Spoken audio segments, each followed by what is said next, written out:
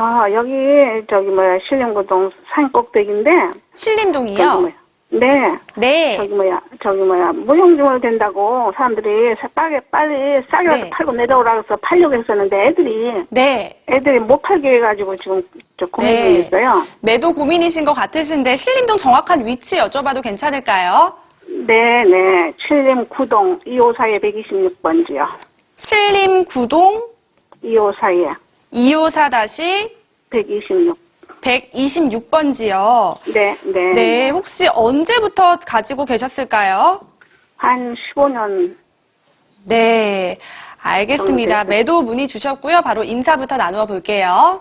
네, 안녕하세요. 네, 안녕하세요. 네, 다시 한번 고민을 말씀을 해보시죠. 이거를 팔려고 하는데, 네, 저기가 원룸이거든요.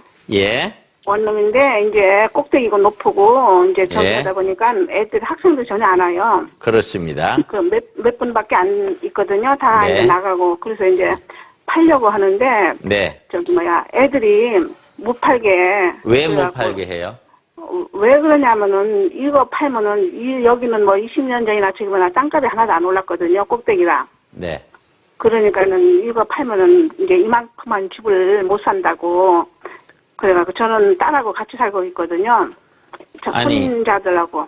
그만큼 한 집은 겉보기는, 그죠? 땅 면적이나 겉보기는 그만한 집은 못 사는 거는 맞죠?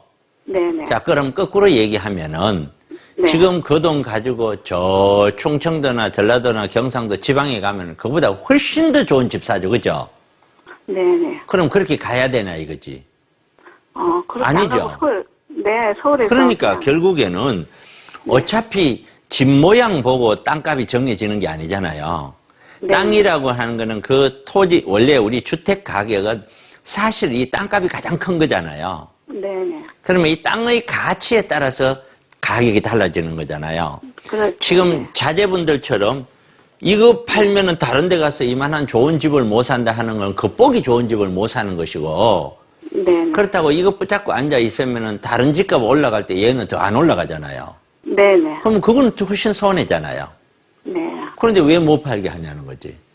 그래가지고 자꾸 못 팔게 팔지 못하게 하고 작년 12월 달에 계약하려다가 못했거든요. 애들이 못하게 해서 그냥 안 했거든요. 그러니까 그 자녀들이 네. 정확한 이유가 있어야 돼요. 무조건 이거 팔고 나면 이만한 거 못 산다.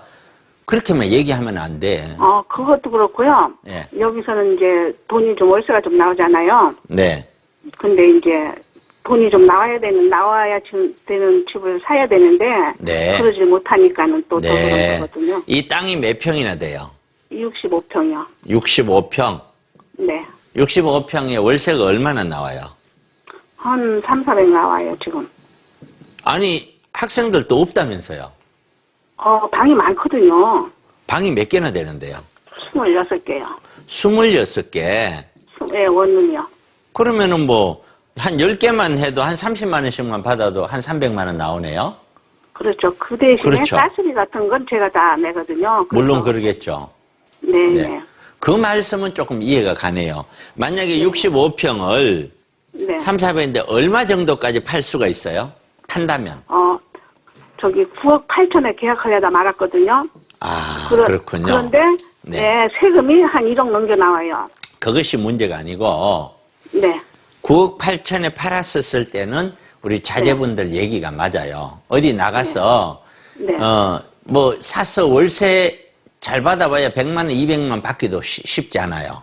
네네. 이게. 그러니까 월세를 받아야 생활을 해야 되는 그런 입장이라면 네네. 이거는 9억 8천에 팔아서는 안 될 것 같아요.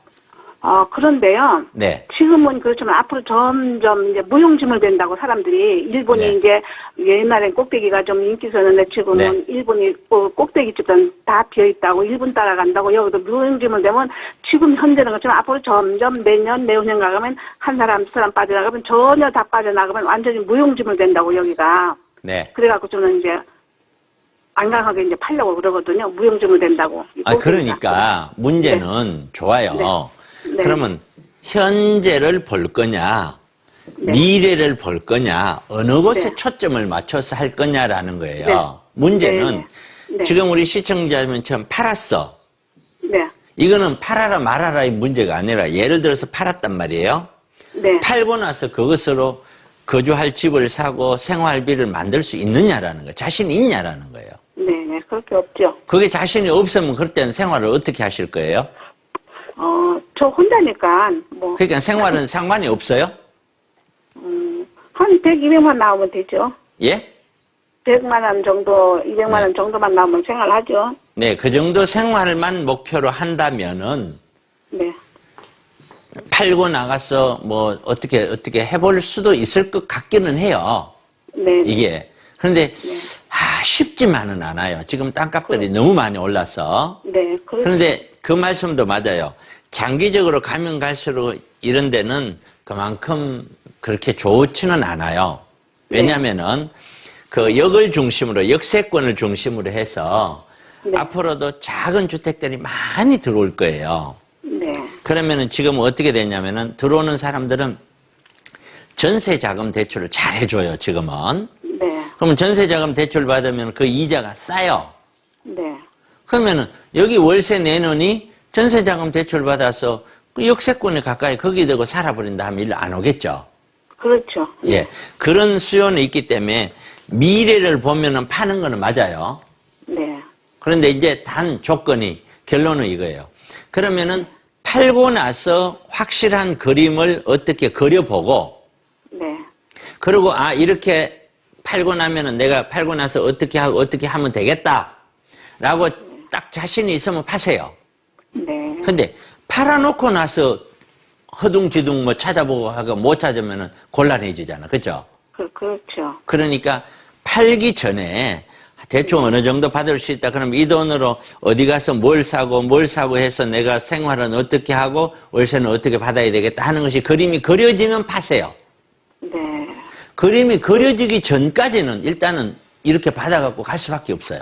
그렇죠. 저는 냉중을 봐서, 지금 현대를 보자고 냉중을 봐서 이제 이거를 팔려고 하는 거거든요. 글쎄요, 여기는 이러든 저러든. 밑에는 오르지만 여기는 안 오르거든. 점점 내려가면 내려가지 안 오른다 그래서. 그러니까 나중을 위해서 파는 거는 찬성이라니까요.